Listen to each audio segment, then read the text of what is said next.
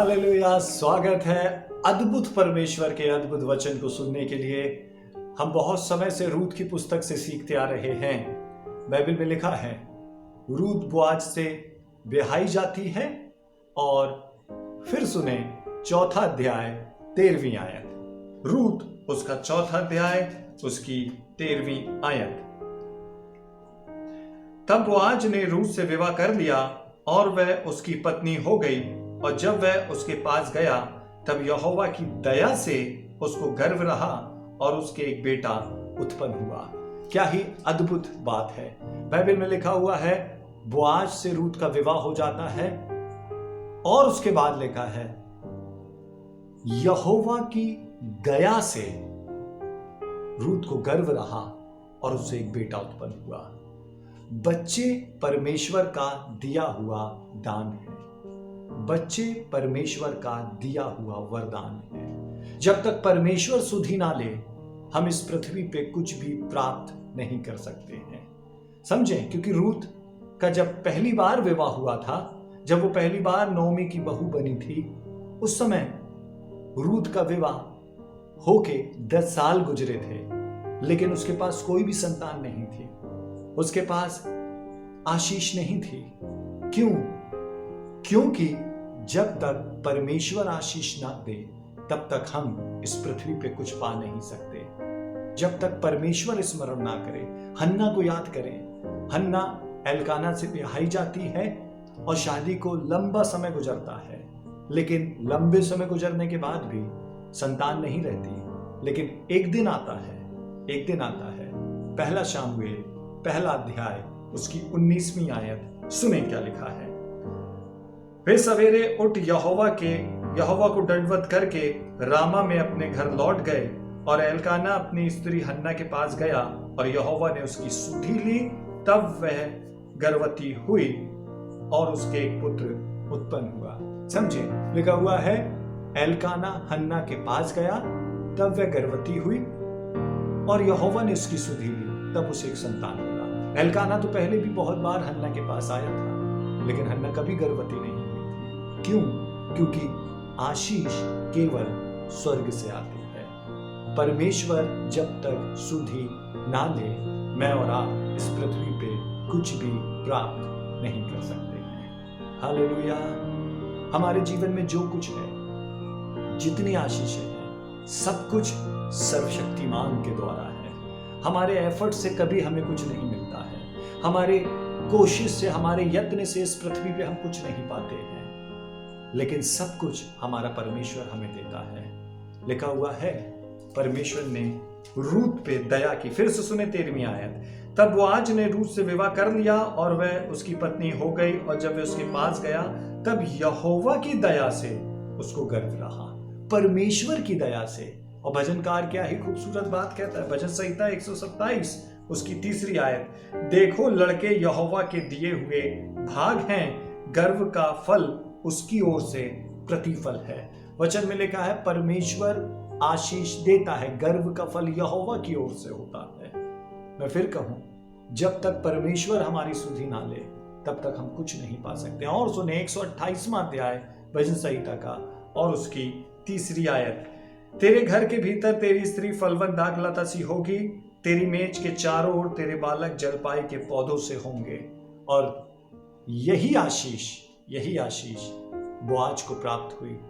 रूत जब उसकी पत्नी हो जाती है, ठीक यही शब्द, तेरे घर के भीतर तेरी स्त्री फलवंत दाखलता सी होगी। परमेश्वर ने रूत को फलवंत कर दिया। और मैं आपसे कहूं, उस समय परमेश्वर ने दया किया।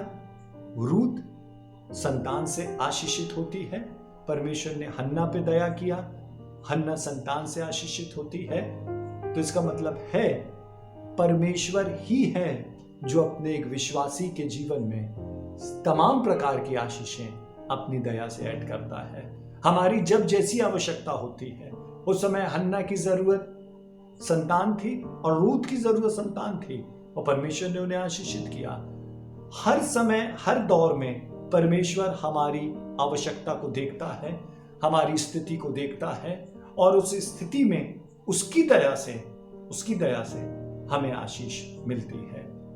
हम इस दुनिया में रहते हुए, विशेषतः एक विश्वासी इस दुनिया में रहते हुए, चाहे वो उसकी चंगाई की आवश्यकता हो, चाहे वो उसकी प्रॉस्पेरिटी की आवश्यकता हो, चाहे वो उसकी संतान की आवश्यकता हो, चाहे वो उसको एक अच्छी हेल्थ की आवश्यकता हो, चाहे उसे किसी दूसरी बात की आवश्यकता हो, आपकी आवश्यकताओं के रूप फर्क हो सकते हैं, लेकिन उसका पूर्ति करने वाला एक ही परमेश्वर है।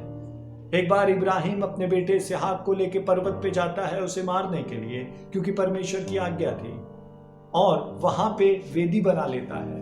और यदि एक बार वेदी बन गई तो उस पे बलिदान का होना जरूरी है, और इब्राहिम की आवश्यकता वहां पे एक बलिदान था, और वह इसहाक को ही कर रहा होता है।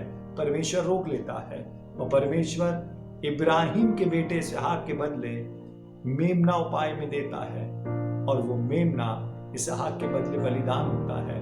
बलिदान वहां पे होना था, उस दिन आवश्यकता बलिदान की थी, और परमेश्वर ने इब्राहिम के लिए उपाय किया, और इब्राहिम कहता है यहोवा यिर्रे, यहोवा जायरा, उपाय करने वाला।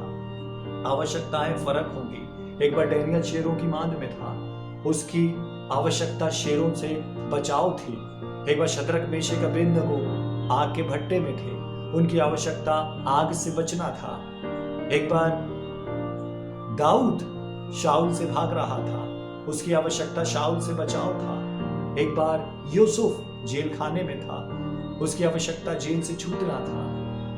आपकी आवश्यकताओं के रूप फर्क हो सकते हैं, लेकिन उसकी पूर्ति करने वाला केवल एक ही है। यहोवा जायरा अलग अलग रूप में, अलग अलग समय में, अलग अलग परिस्थितियों में आपके जीवन में प्रकट होता रहेगा। कभी वो यहोवा शालोम बनकर आएगा जब आपको शांति की जरूरत होगी, कभी वो यहोवा राफा बन के आएगा जब आपको चंगाई की जरूरत होगी, कभी वो यहोवा जायरा बन के आएगा जब किसी आप दूसरी नीड में होंगे, कभी वो यहोवा शम्मा बन के, कभी वो यहोवा निस्सी बन के, और कभी वो यहोवा एबेनेजर बन के आएगा। लेकिन वो आता ही रहेगा। लेकिन समझें, आपकी आवश्यकता अलग अलग होती जाएगी परिस्थितियों के अनुसार, लेकिन परमेश्वर ही है जो अपनी दया में उसको पूरा करता रहेगा। यदि परमेश्वर दया ना करे, अंत में मैं फिर से कहूं, तो मैं और आप इस पृथ्वी पे कुछ भी प्राप्त नहीं कर सकते हैं। अपनी हर बात के लिए, हर आवश्यकता के लिए अपनी निगाहें पर्वत की ओर लगाएं। भजनकार कहता है, मैं अपनी आंखें पर्वतों की ओर लगाऊंगा। क्यों? क्योंकि मुझे सहायता कहां से आएगी? मुझे सहायता सेनाओं के यहोवा की ओर से आएगी। Praise the Lord. आज आप जिस भी आवश्यकता में हैं, चाहे तो रूत की तरह, चाहे तो दाऊद की तरह, चाहे तो चंगाई की आवश्यकता आपको है हिजकिय्याह राजा की तरह, चाहे तो विजय की आवश्यकता है मूसा की तरह ताकि आप यहोवा निस्सी कह सकें, चाहे तो कड़वे पानी के मीठे होने की आवश्यकता है। आप जिस भी आवश्यकता में हैं, परमेश्वर को पुकारें, वो दया करेगा और आपका जीवन परिवर्तित हो जाएगा। आइए आंखों को बंद करें। सर्वशक्तिमान धन्यवाद, एक बार फिर से आज हमारी आवश्यकताओं के रूप अलग अलग हो सकते हैं, उनका साइज अलग अलग हो सकता है, लेकिन उसकी पूर्ति करने वाले सिर्फ और सिर्फ आप हैं। हमारी सहायता करें प्रभु यीशु, हम हर आवश्यकता के लिए हर समय आपकी ओर देख सकें। धन्यवाद यीशु के नाम में, आमीन। परमेश्वर आपको बहुत आयत की आशीष दे।